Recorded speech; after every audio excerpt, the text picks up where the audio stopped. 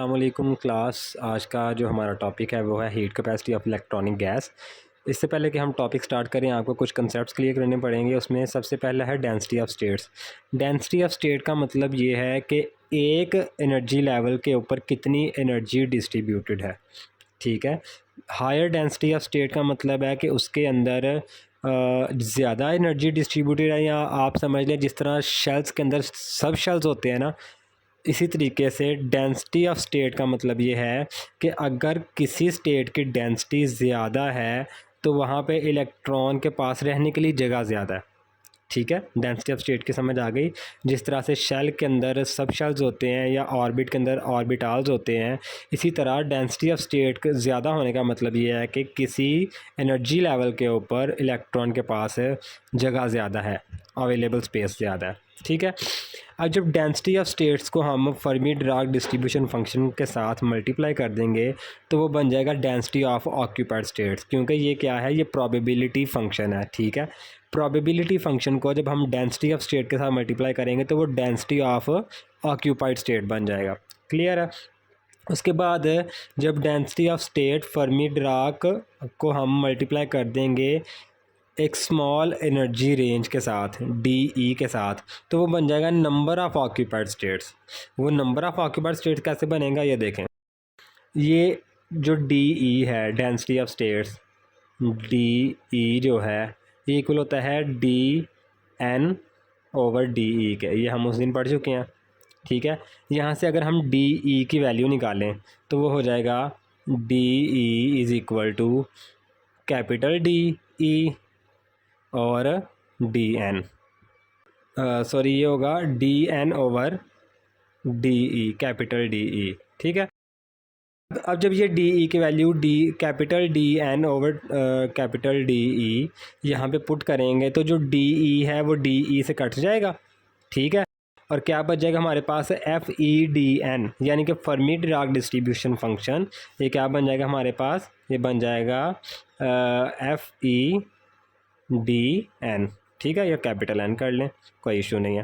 तो जब Fermi Dirac distribution function multiplied by D N हो जाएगा तो ये क्या रिप्रेजेंट कर रहा था, number of electrons, number of particles. ठीक है।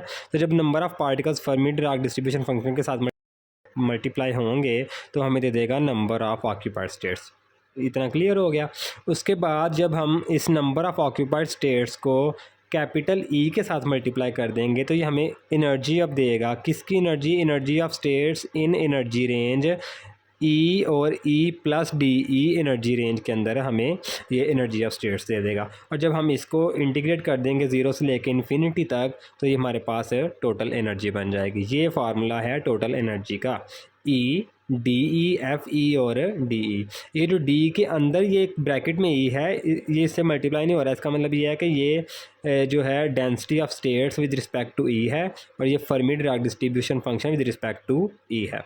ठीक है। अब बच्चे क्या होगा, जब हम किसी मटेरियल को हीटअप करेंगे फ्रॉम टेम्परेचर 0 केल्विन से टी केल्विन तक, ठीक है, तो उसमें एनर्जी में चेंज आएगा। वो चेंज इन एनर्जी होगा किसके इक्वल, कि जितनी एनर्जी अब टेम्परेचर टी पे है उसमें से माइनस कर दें जितनी एनर्जी 0 टेम्परेचर पे थी। राइट। ठीक है, ये हो गया। अब ये जो एनर्जी है, एनर्जी का फार्मूला क्या है, E D E F E D E, वो हमने यहाँ पे पुट कर दिया 0 से लेकर इन्फिनिटी तक। ये नीचे वेक्टर के है, ये आपको पता है क्योंकि ये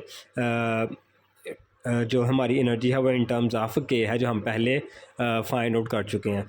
ठीक है। तो ये जस्ट सब्सक्रिप्ट में के आ रहा है, आप अगर कंफ्यूज होंगे तो आप इस के को ड्रॉप भी कर सकते हैं, कोई फ़र्क नहीं पड़ा। तो एनर्जी एट टेम्परेचर टी हमें आ जाएगा 0 से लेकर इन्फिनिटी तक E D E F E और डी ई माइनस। ये वाली जो एनर्जी है ये एट टेम्परेचर टी को रिप्रेजेंट कर रही है, मैं यहाँ पे लिख देता हूँ। और ये वाली जो एनर्जी है ये एट टेम्परेचर 0 को रिप्रेजेंट कर रही है। ठीक है।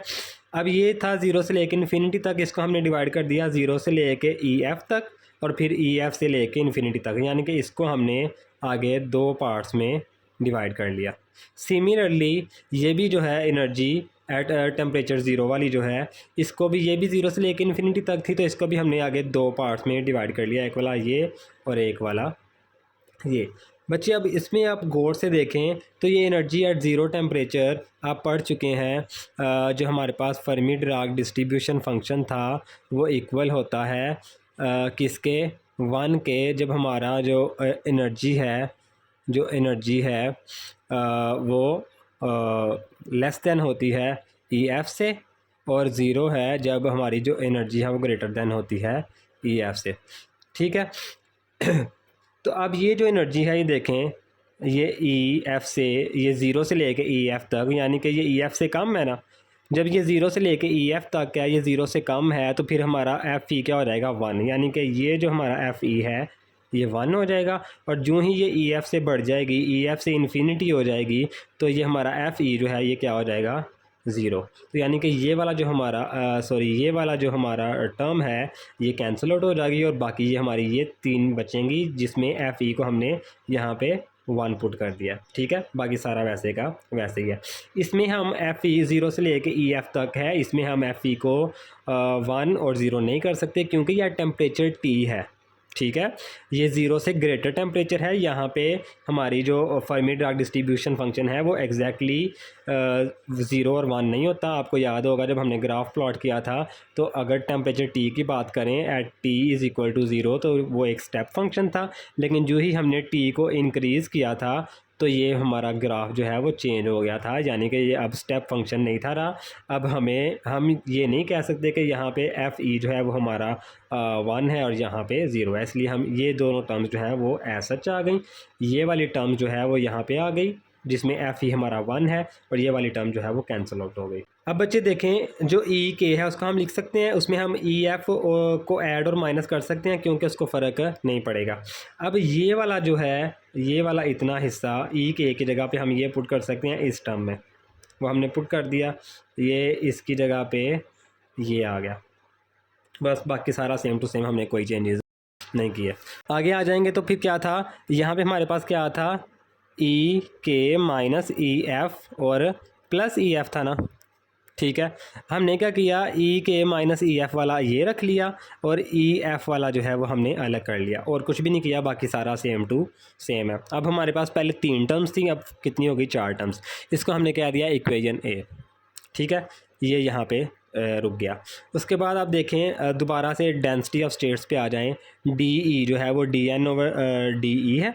ठीक है, यहाँ से डी ई जो है इधर जाके मल्टीप्लाई होगा, और जब हम उसको इंटीग्रेट कर देंगे तो वो हमारे पास एन रह जाएगा, D E, capital D E, और डी ई हमें देगा टोटल नंबर ऑफ़ पार्टिकल्स। ठीक है, अब टोटल नंबर ऑफ़ पार्टिकल्स में जब हम इसको फर्मी डिराक डिस्ट्रीब्यूशन फंक्शन के साथ मल्टीप्लाई कर देंगे तो ये अब total number of particles in occupied states आ जाएंगे। ये हमें सिर्फ क्या दे रहा था पहले, टोटल नंबर ऑफ़ पार्टिकल्स, चाहे उन्होंने स्टेट्स ऑक्यूपाई की हैं या नहीं की। ठीक है, लेकिन अब जब हमने इसको फर्मी डिराक डिस्ट्रीब्यूशन फंक्शन के साथ मल्टीप्लाई कर दिया तो ये अब क्या हो गया, total number of particles in occupied states. ठीक है, अब ये जो हमारा फंक्शन है, ये जो फंक्शन इसको हम, ये ज़ीरो से लेके इन्फिनिटी तक है ना, इसको हम दो हिस्सों में डिवाइड कर सकते हैं, ज़ीरो से लेके ई एफ़ तक और ई एफ़ से लेके इन्फिनिटी तक। ठीक है, अब बच्चे देखें, जब ये था ज़ीरो से लेके ई एफ़ तक, ज़ीरो से लेके ई एफ़ तक, तो हमारा फर्मी डिराक डिस्ट्रीब्यूशन फंक्शन क्या होता है, वन होता है। ठीक है, और ई एफ़ से इन्फिनिटी तक एफ़ ई क्या होता है, वो ज़ीरो होता है। तो इसका आंसर हमारे पास क्या आ जाएगा, वो ये तो हिस्सा ज़ीरो हो जाएगा और यहाँ पे एफ़ ई की जगह वन आ जाएगा, तो बाकी हमारे पास क्या बचेगा, डी ई और डी ई, यानी कि कैपिटल डी ई और स्मॉल डी ई। ठीक है, तो इसका आंसर हमारे पास आ जाएगा कैपिटल डी ई के और डी ई के। सही है, अब ज़ीरो से लेके ई एफ़ वाली एक टर्म ये है हमारे पास, ज़ीरो से लेके ई एफ़ वाली एक टर्म ये है, इसको उठा के आप इस साइड पे ले जाएं तो ये क्या हो जाएगा, ये वाली टर्म जो है वो यहाँ पे वैसे की वैसे ही, इसको हमने ज़ीरो अभी नहीं किया, हम बस ये बता रहे हैं कि इसका आंसर ये आता है, इसको ज़ीरो नहीं कर देना। ठीक है, अब ये वाली टर्म इस साइड पे वैसे की वैसे ही, ये उठा के हमने यहाँ पे कर दी, तो इसके साथ क्या आ गया, ये माइनस। ठीक है, अब ये टर्म लेफ़्ट साइड पे वैसे की वैसे ही, राइट हैंड साइड पे देखें तो ये देखें, डी ई के सेम है, स्मॉल डी ई के, कैपिटल डी ई के भी सेम है, इंटीग्रेशन भी हमारी सेम है। तो हम क्या करेंगे, ये सब कुछ कॉमन ले लेंगे और बाकी क्या बचेगा, यहाँ पे हमारे पास वन है माइनस एफ़ ई। ठीक है, तो डी ई के इंटू ये हमारी capital bracket one minus F E के कॉमन आ गया और साथ है डी ई के, राइट साइड पे ये हो गया। अब multiply both sides by E F, दोनों साइडों पे ई एफ के साथ मल्टीप्लाई कर दें। ठीक है, यहाँ पे भी हमने ई एफ के साथ मल्टीप्लाई कर दिया, यहाँ पे भी ई एफ के साथ मल्टीप्लाई कर दिया और हमने कुछ भी नहीं किया, बाकी सारा सेम टू सेम। इस इक्वेशन को आप कह दें इक्वेशन नंबर बी। अब ये जो वैल्यू हमारे पास आई है, ये देखें, ये वाली वैल्यू ई एफ से लेके इन्फिनिटी तक, ई एफ से लेके इन्फिनिटी तक, ई एफ से लेके इन्फिनिटी तक, इसकी हमारे पास वैल्यू क्या आ गई, ई एफ डी ई के into one minus F E के डी ई के। ये वैल्यू जो है हमने इक्वेशन वन में पुट कर दी, तो ये वैल्यू हमें इक्वेशन वन में पुट करके आंसर मिलेगा ये। ठीक है, बाकी सारी टर्म्स पहली दोनों वैसों की वैसी, तीसरी टर्म की जगह हमने वो नई टर्म पुट कर दी और फोर्थ भी वैसे की वैसे ही। अब देखें, इसमें हमारे पास जो इंटेग्रल हैं वो दो तरह के हैं, एक ज़ीरो से लेके इन्फिनिटी वाले हैं, ज़ीरो से लेके ई एफ़ वाले हैं, और एक ई एफ़ से लेके इन्फिनिटी वाले हैं। तो हम क्या करते हैं, पहले ज़ीरो से लेके ई एफ़ वालों को इकट्ठा कर लेते हैं, और हमने कुछ भी नहीं किया, ज़ीरो से लेके ई एफ़ वालों को हमने इकट्ठा कर दिया और जो ई एफ़ से इन्फिनिटी वाला उसको हमने अलग कर दिया। ठीक है बच्चे, अब इसमें देखें, इसमें क्या है, एक हमारे पास ये फंक्शन है, ये पहला, और ये एक तीसरा। इन दोनों में से हम देखें, जैसे हमने पहले कॉमन लिया था ना, तो हमारे पास बन गया था वन माइनस एफ ई के वाला। इसी तरीके से इसमें से कॉमन लेंगे, देखें ई के डी ई के और डी ई के, ई के डी ई के और डी ई के हमारे पास सेम है, तो जब इनमें से कॉमन लेंगे तो हमारे पास टर्म आ जाएगी ई के डी ई के, और स्मॉल डी ई के कॉमन आ गया, इसमें एफ के और यहाँ पे वन, और पीछे क्या है माइनस, एफ ई के माइनस वन जो है वो बच गया। ठीक है, सेकंड टर्म भी वैसे की वैसे ही, और जो फोर्थ टर्म है वो भी हमने वैसे की वैसे लिख दी, और हमने कुछ भी नहीं किया। अच्छा, अब देखें, इसमें है वन माइनस एफ ई के और इसमें है एफ ई के माइनस वन। इनको सेम करने के लिए हमने बाहर माइनस कॉमन ले लिया और अंदर हो गया फिर वन माइनस एफ ई के और वन माइनस एफ ई के, ये सेम टू सेम आ गई, और हमने इस स्टेप में कुछ भी नहीं किया। लेंथ ही है लेकिन एक एक स्टेप है वो आपको समझ आ जाएगी। ये हो गया। ठीक है, तो अब इन दोनों टर्म्स में देखें, इन दोनों टर्म्स में ये देखें, डी ई के से लेके यहाँ तक सेम है और ये यहाँ तक सेम है, फ़र्क इसमें है ई एफ़ और ई के में। ठीक है, तो ई एफ़ माइनस ई के हमारे पास अलग से आ गया, ये टर्म मैंने पहले लिख ली। ठीक है, एक स्टेप मैंने स्किप किया, आपको समझ आ जाएगी। ई एफ़ माइनस ई के कॉमन आ गया और बाकी सारा वैसे का वैसा ही, डी ई के वन माइनस एफ ई के डी ई के। ठीक है, और ये टर्म वैसे की वैसे ही आ गई। ये अब हमारी जो इंटेग्रल्स हैं वो रिड्यूस हो रहे हैं। इसमें जो फर्स्ट टर्म है हमारे पास वो रिप्रेजेंट कर रही है उस एनर्जी को जो इलेक्ट्रॉन्स को रिक्वायर्ड है बिलो एनर्जी लेवल से फर्मी लेवल पे आने के लिए, और जो सेकंड टर्म है वो रिप्रेजेंट कर रही है उस एनर्जी को जो इलेक्ट्रॉन्स को रिक्वायर्ड है फर्मी लेवल से अपर लेवल्स में जाने के लिए। उसके बाद आप नेक्स्ट देखें, अच्छा ये आ गया हमारे पास, ये हमारे पास क्या आ गई, डेल्टा ई इक्वेशन आ गई। लेकिन हमारे पास जो सी वी थी, ये डेल्टा ई आ गई है ना। सी वी हमारे पास क्या होती है, D E over d T, right, ये आपको पता है, डी-लॉन्ग-पैटिट लॉ में हमने पढ़ा था कि सी वी जो होती है वो D E over d T होती है। अब डेल्टा ई की हमने वैल्यू निकाल ली, वो क्या है, हमारे दो इंटेग्रल, ज़ीरो से लेके इन्फिनिटी और ज़ीरो से लेके ई एफ़ और ई एफ़ से लेके इन्फिनिटी। लेकिन ये दोनों सेम नहीं है, ये है ई एफ़ माइनस ई के और ये ई के माइनस ई एफ़, ये दोनों डिफरेंट है, इनको हम इकट्ठा फ़िलहाल नहीं कर सकते। ठीक है, आगे जा करते हैं हम। तो अब ये डेल्टा ई हमारे पास आ गया, इसका टेम्परेचर डेरिवेटिव लेना। So C V is equal to d E over d T. ठीक है, d over d T E की हमने वैल्यू पुट कर दी, पहला integral plus d over d T दूसरा इंटेग्रल। अब पहले इंटेग्रल में आप देखें वन माइनस एफ ई के है। ठीक है, तो ये इंटेग्रल हम अलग अलग कर लेते हैं, एक ई एफ माइनस ई के डी ई के मल्टीप्लाइड बाय वन और साथ डी ई के, ये वाली टर्म आ गई हमारे पास।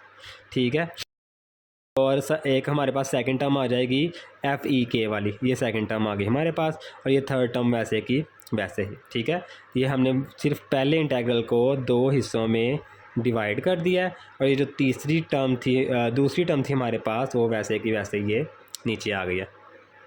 ओके, उसके बाद देखें कि ये जो हमारा पहला इंटेग्रल है, इसमें टेम्परेचर के लिहाज से कोई चीज़ नहीं आ रही, ई एफ़ है, ई के है, डी ई के है और डी ई के है। टेम्परेचर का इससे कोई ताल्लुक़ नहीं है, तो इसका टेम्परेचर डेरिवेटिव क्या हो जाएगा, ज़ीरो। ओके, ये होगी पहली टर्म हमारी ज़ीरो हो गई, दूसरी टर्म वैसे की वैसे ही आ गई, और तीसरी टर्म भी वैसे की वैसे ही आ गई। हमने इनमें कुछ भी नहीं किया। ये ई एफ़ से लेकर इन्फिनिटी तक, ज़ीरो से ई एफ़ तक है।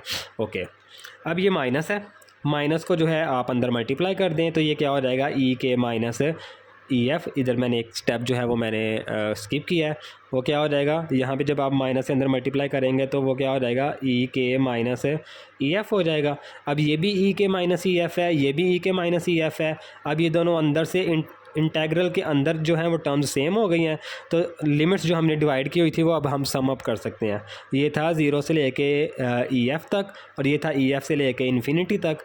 तो अब ये डायरेक्ट ज़ीरो से लेके इन्फिनिटी तक हमने पुट कर दिया। ठीक है, अब आपका एक इंटेग्रल बन गया। अब इस एक इंटेग्रल में देखें कि ये जो ई के माइनस ई एफ़ वाली टर्म है आपके पास, ये रिप्रेजेंट कर रही है इलेक्ट्रॉन्स की energy with respect to E F. ठीक है, कि ई एफ़ के लिहाज से इलेक्ट्रॉन्स की एनर्जी कितनी है। जो डी ई के है वो आपको पता है डेंसिटी ऑफ स्टेट्स को जाहिर करता है। D F over d T जो है ये डेरिवेटिव है फर्मी डिराक डिस्ट्रीब्यूशन फंक्शन का। ठीक है, ये चीज़ हो गई।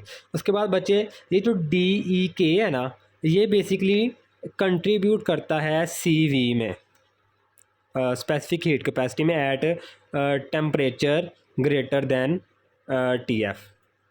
ठीक है, फर्मी डिराक डिस्ट्रीब्यूशन फंक्शन के टेम्परेचर से जब टेम्परेचर ज़्यादा हो तो ये फिर हमारे सी वी में कंट्रीब्यूट करता है। लेकिन एट लो टेम्परेचर, जब टेम्परेचर लो होता है तो यही जो डी ई है ये रिड्यूस होकर हमारे पास डी ई एफ़ बन जाता है। डी ई के एट लो टेम्परेचर क्या होगा, डी ई के वो इक्वल हो जाएगा डी ई एफ़ के, और ये फिर जो है इंटेग्रल से बाहर आ जाएगा। तो यहाँ पे डी ई की जगह पे हमने डी ई एफ़ करके उसको इंटेग्रल से बाहर निकाल लिया। उसके बाद आगे आ जाएं बच्चे।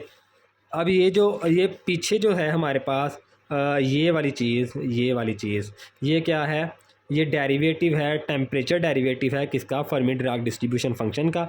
इसके मैंने स्टेप्स अलग से नहीं किए, ये सारे मैथमेटिकल हैं, वो आपको समझ आ जाएगी, आपने जो है वो नोट से देख लेना है। मैंने सिर्फ लिखा है after solving the derivative we get, हमारे पास सी वी का आंसर आ जाता है गैमा टी, और गैमा की अलग से वैल्यू है pi square N K square M H cut square K F square. ठीक है, ये था आपके पास सल्यूशन।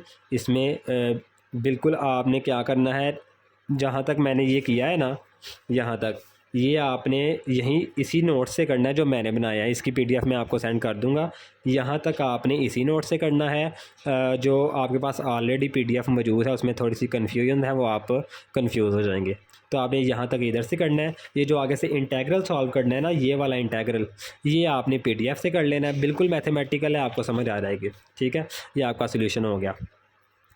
इसके आगे चंद टॉपिक्स हैं, वो आपने खुद पढ़ने हैं, वो सारे थियरेटिकल हैं, उसके ऊपर मैं जो है वो वीडियो नहीं बना रहा। ठीक है, ये टॉपिक्स आपने खुद कर लेने हैं। कौन कौन से टॉपिक्स हैं, एक्सपेरिमेंटल हीट कैपेसिटी है, electrical conductivity and Ohm's law है, रेजिस्टिविटी ऑफ मेटल्स है, थर्मल कंडक्टिविटी ऑफ मेटल्स है, effect of magnetic field on thermal conductivity of metals, और द हॉल इफेक्ट। ठीक है, ये सारे टॉपिक्स थियरेटिकल हैं, ये आपने खुद कर लेने हैं, और इसी के साथ आपका जो चैप्टर है वो कंप्लीट हो गया।